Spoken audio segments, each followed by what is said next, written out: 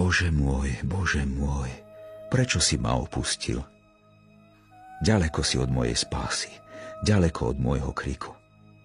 Bože môj, volám vodne, neodpovedáš.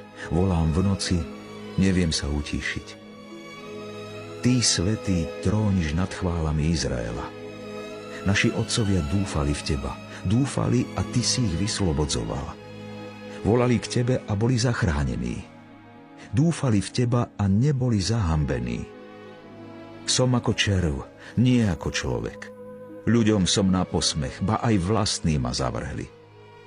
Všetci, čo ma vidia, posmievajú sa mi, uškrňajú sa, pokyvujú hlavou.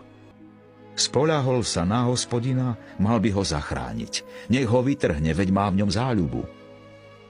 Obklúčilo ma mnoho bíčkov, bášanské bíky ma obstúpili. Roztvorili tlamu proti mne ako dravý a revúci lev. Som ako rozliata voda, uvoľnili sa mi všetky kosti. Moje srdce je ako vosk, roztopilo sa vo mne. Hrdlo mi vyschlo ako črepiny.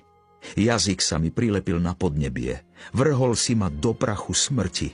Psi ma obklúčili. Zovrela ma tlupa zlosinov. Prebodli mi ruky a nohy.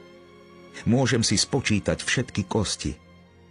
Oni sa prizerajú, oči si pasú na mne.